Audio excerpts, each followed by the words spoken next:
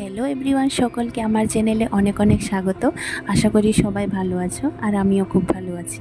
তো আমি প্রতিদিন কী কাজ করি, কিভাবে আমার সারাদিন কাটে, সেটাই আজকে তোমাদের সাথে শেয়ার করব। তো সকাল সকাল উঠে আমরা মেয়েদের যেসব কাজগুলো থাকে, বিছানা গোছানো, দরজা জানলা খুলে দেওয়া, ঘর মোছা, ঘর পরিষ্কার করা, এটা তো সবাই করে থাকে। তো সকাল সকাল উঠে আমি আমার নিত্যদিনের কাজগুলো শুরু করে দিয়েছি। আর এইটুকু কাজ তো আমাদের মেয়েদের করতেই হয়, আর এগুলো না করলেই নয়। তো এদিকে আমি সকাল সকাল উঠে বিছানা টিছানা গুছিয়ে জানলা দরজা খুলে দিয়েছি। তো এখন আমি ঘরটা একটু ঝাড়ু দিয়ে নেব, ঝাড়ু দিয়ে তারপর ঘরটা একটু মুছে নেব। আর আমার প্রতিদিন ঘরটা মোছা হয় না, আমি সপ্তাহে 3 দিনে ঘর মুছি। আর এমনিতে প্রতিদিন আমি ঘর ঝাড়ু দিয়ে সামনে দিয়ে একটু মোছামাছি করে নিই। আর আজকে একটু তাড়াতাড়ি উঠেছি, কারণ কালকে ফোন করে মা বলেছিল যে আমার একটা কাকা আর একটা দাদা আসবে, আমার কাকাতো ভাইয়ের বিয়ে। তো বিয়ে নিমন্ত্রণ করার জন্য জামাইকে বাড়িতে এসে পান আর ফুল দিয়ে নিমন্ত্রণ করতে হয়। তো সেজন্য মা কালকে ফোন করে বলেছিল। আর আমার আজকে পরীক্ষাও আছে, আমার ডিস্টেন্সে MA পরীক্ষা চলছে, তাই পরীক্ষার সময় তো এত ঝামেলা মাথায় আসলে আরও পড়াই হয় না। তাই মাকে বলছিলাম যে আগামীকালকে আসার কথা। তো ওরা বলছে যে না, ওরা আজকেই আসবে, আজকে হচ্ছে শনিবার।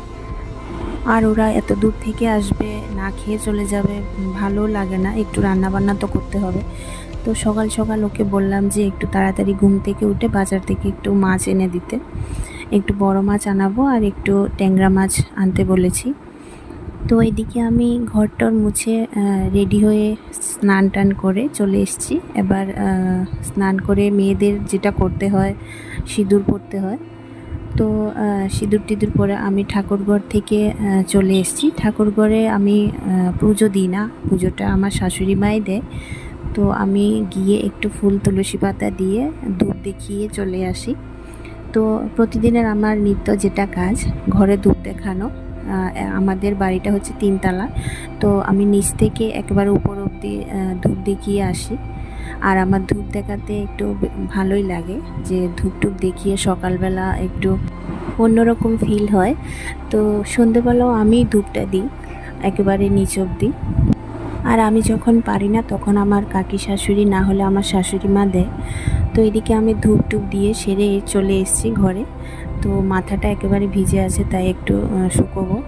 আর পরীক্ষা দিতে যাব, তাই একটু পড়তে তো হবে, একটু রিভাইজ দিতে হবে। তো এখন একটু পড়বো, এখন বাজে 7:30। তো আমার পরীক্ষা হচ্ছে 10টা, আমি 9টায় বেরিয়ে যাব।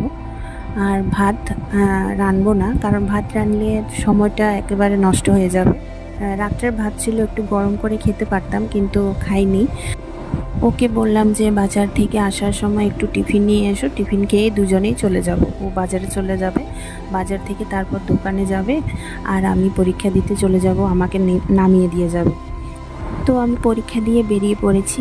এখন একটা টোটোয় করে যাচ্ছি দোকানে। দোকান বেশি দূরে নয়, 10 টাকার ভাড়া। তারপর ওখান থেকে আমি বাড়িতে যাব 30 টাকার রিক্সা ভাড়া করে। তারপর বাড়িতে চলে এসেছি। দেখো, এখানে আমার শাশুড়ি মা একটা প্রসাদ বানিয়েছে। এই প্রসাদটা আমরা অম্বুবাচীতে খাই। তিল, দুধ, আম, কলা এগুলো দিয়ে মাখিয়ে একটা প্রসাদ তৈরি করে, এটা নাকি অম্বুবাচীতে খেতে হয়। আপনারা এটা খান কিনা অবশ্যই কমেন্ট করে জানাবেন। আর আজকে যেহেতু জগন্নাথের স্নানযাত্রা ছিল, সেই জন্য আজকে নিরামিষ রান্না হয়েছে। আর এটা হচ্ছে আমাদের উপরের রান্নাঘর, এখানে নিরামিষ রান্না করা হয়। আর এদিকে আমি সন্ধ্যাকালে ধূপ টুপ দেখিয়ে একটু বসেছি। তো চলে এলাম রান্নাঘরে রান্না করার জন্য। অন্যদিন পরীক্ষা থাকে, সেই জন্য রাঁধতে পারি না। তো পরীক্ষা তো আবার পরশুদিন আছে, কালকে রবিবার। তো সেই জন্য আজকে রান্নাটা বসিয়েছি আমি। তো এখানে আমি ভাতের জল দিয়ে দিয়েছি গ্যাসে। আর এখানে আমি মাছ ভাজি করব, মাছ দিয়ে কইডা দিয়ে ঝোল করব, আর কাঁকরোল সিদ্ধ করব। আর এইটাকে আমরা কইডা বলি, আপনারা কি বলেন অবশ্যই কমেন্টে জানাবেন। তো এখানে আবার কইডা আর আলু দিয়ে মাছ ঝোল হয়ে গেছে, আর কাঁকরোল সিদ্ধ হয়ে গেছে। রান্না বান্না করে খেয়ে দিয়ে চলে এসেছি ঘরে। ঘুমোতে যাওয়ার আগে মাথাটা একটু আঁচড়ে নিচ্ছি। আর আজকের ব্লগটা এই পর্যন্তই।